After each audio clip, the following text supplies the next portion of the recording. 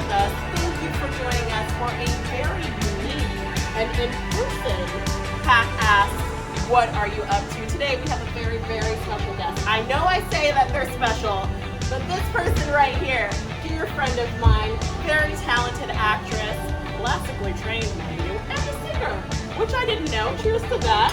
Here we go. Very special guest because guess what? She's also one of our newest artistic associates, Cassie Alexander. Hello, hello. Thank you for being here. Amen. Amen. So last week we got a little bit of an introduction to Eli Lynn. You all remember artistic associate, but guess what? We got not one, two new artistic associates. So Cassie's here with us today, and we're just so happy to have her here so that you all can learn a little bit more about her. We're good friends.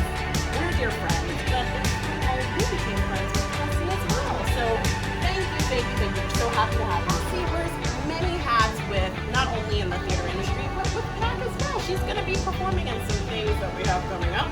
But you also may have seen her at Rosalind, Shakespeare, Delaware Shakespeare on their community tour. Mind telling everyone a little bit about yourself and letting them know, where you grew up and what brought you to theater. Absolutely, I really love to. So I am from Indiana originally. I grew up there in what I say is the middle of nowhere, Indiana. Out in the country, we had some persons growing up into theater and elementary school productions. And it was a place where I tended to be very quiet and to not take up a lot of space in school. And theater was a place where I felt comfortable speaking and being present and thinking about, how do we tell the story of this moment? You found that being in your first performance, did you feel a little bit of stage fright, or was that something that actually happened naturally a little bit to me? Sure, that's a very good question. I think there was a moment of fear when you get up in front of an audience. No, the more I think about it, now that I'm remembering first grade Cassie, and I'm pretty sure I do not remember the production. I was a puppy for certain. I remembered that I wanted to roll the ball with my nose.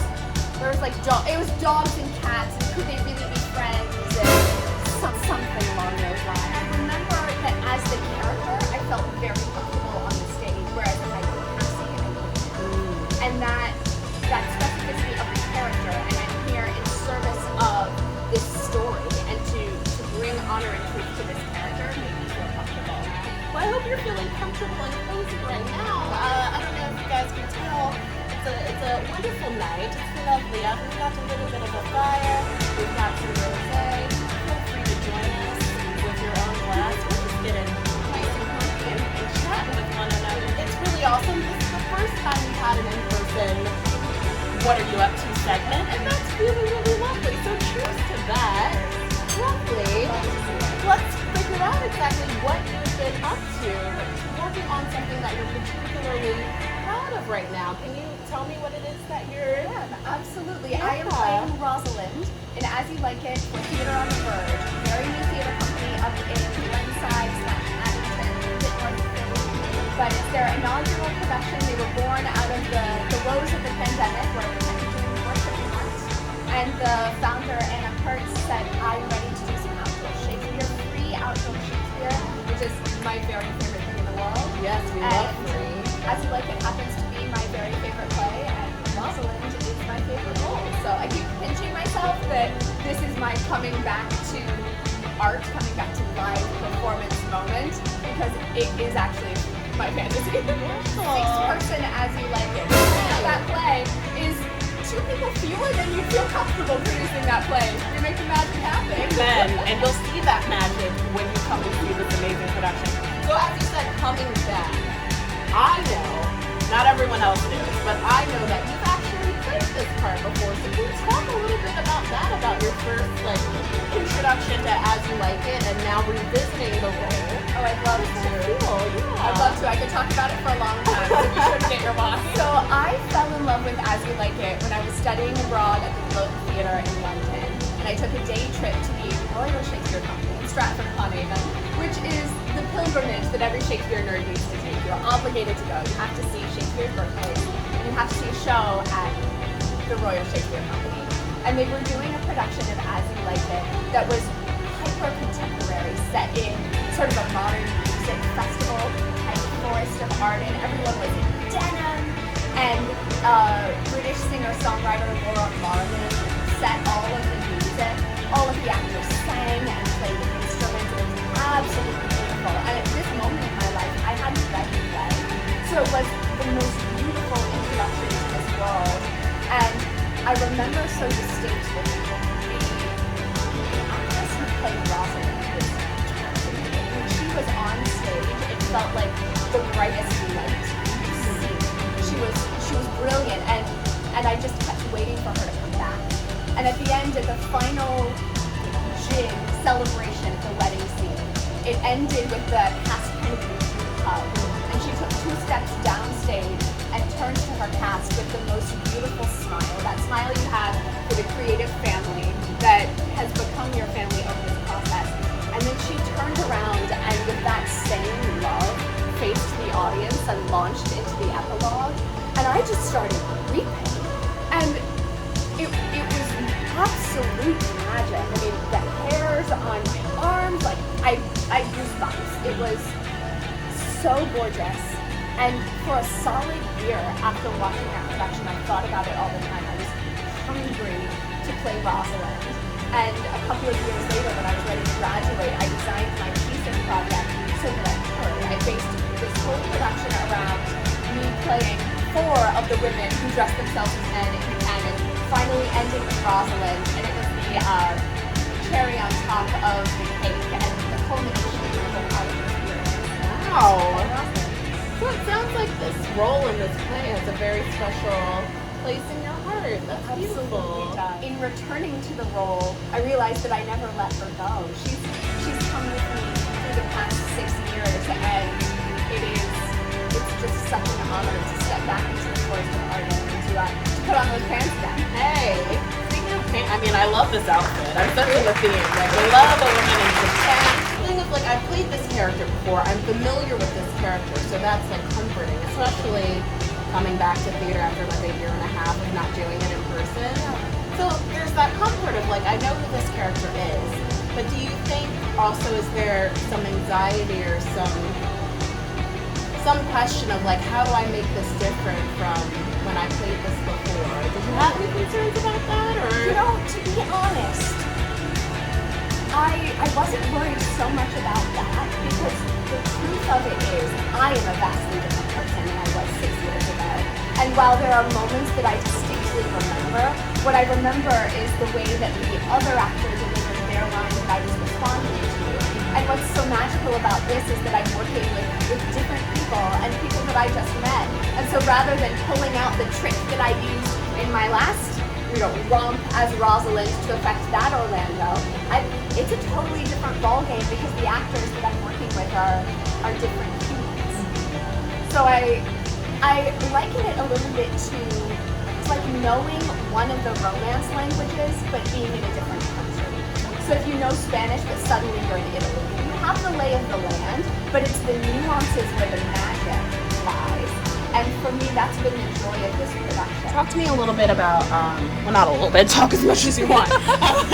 Talk about what is driving this Rosalind. Experience coming back to this role has been a little bit as though she's aged like a fine wine. So everything that was cooking when I was in college is still there, but it's just gotten a bit richer and a bit deeper as time has gone by and I've matured a little bit. I was saying to you earlier, I've had better experiences of love and of heartbreak and of betrayal since then. For me, it is such a joyful play, but the moments of sadness and the moments of desperation are very real, and that is so easy to channel in this moment in the world right now. So I found myself genuinely crying when she is banished, genuinely crying when she's afraid that she's pushed Orlando too far and maybe permanently pushed him away. But the game is always to find him in the woods, and once she does, the wooing game that they play is just, she's so quick-witted, she's so in her head and also full of heart, and playing with that dichotomy of when is she in her head, when is she in her heart, when is she speaking to him as Rosalind, and when is she Ganymede pretending to be Rosalind is the game. but it's all for love and the joy of sharing space with this person. The wooing game. Oh my goodness. The wooing game is so fun. The game is so fun. I do have an Easter egg for all of the cat fans. I'm wearing some vest as Ganymede, so that's super fun.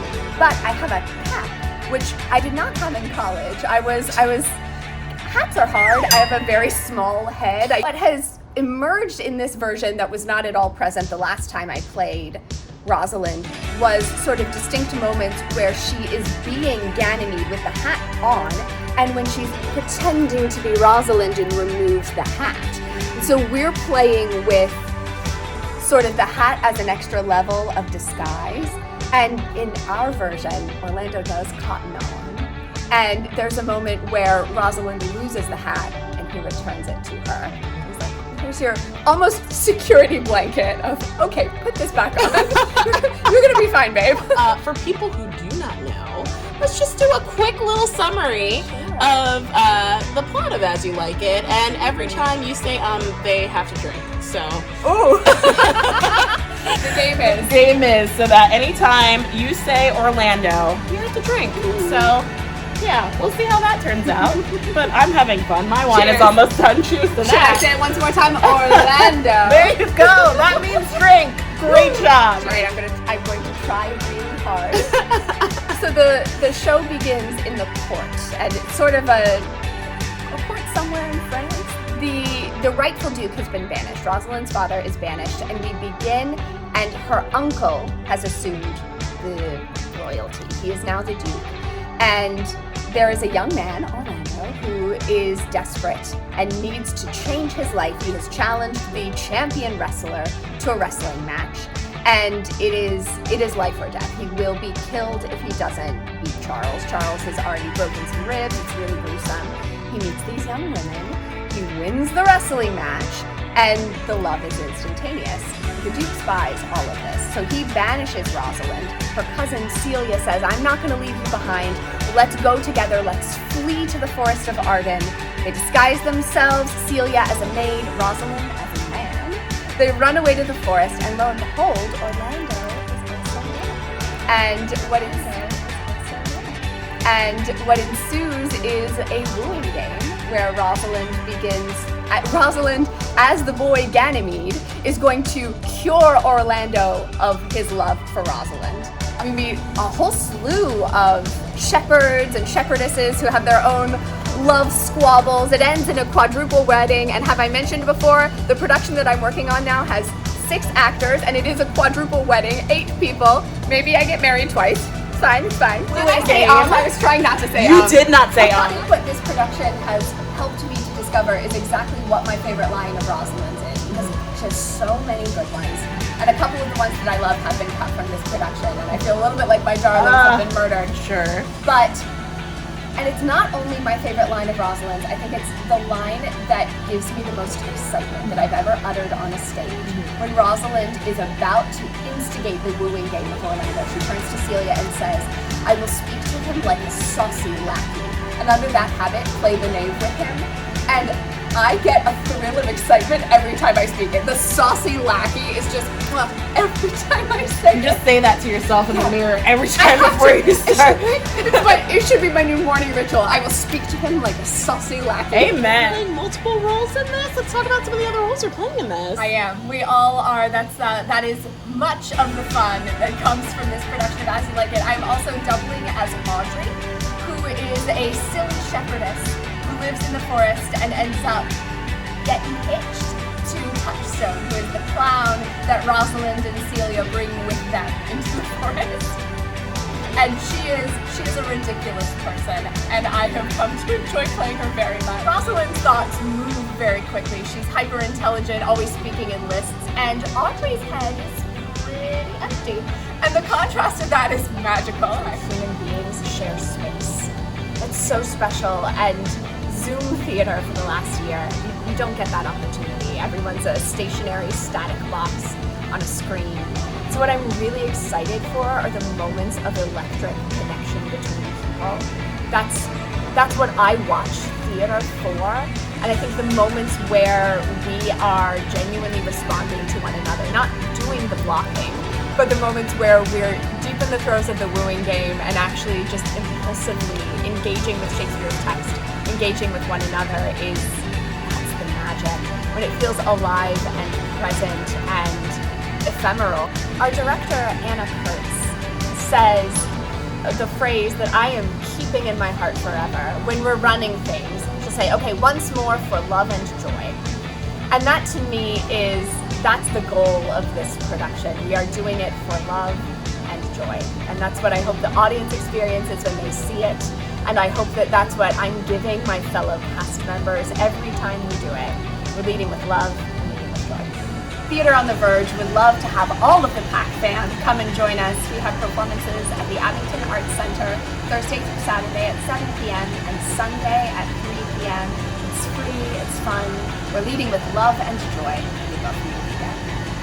I loved having you talking with us, and now you all know a little bit more about our beautiful, beautiful artistic associate, Cassie Alexander, and we're so excited to have her on this team and also to have her in something coming up very soon. Yes, I'm very excited to make my PAC Fringe debut in our upcoming production of QVK, written by fellow new artistic associate Eli Lynn.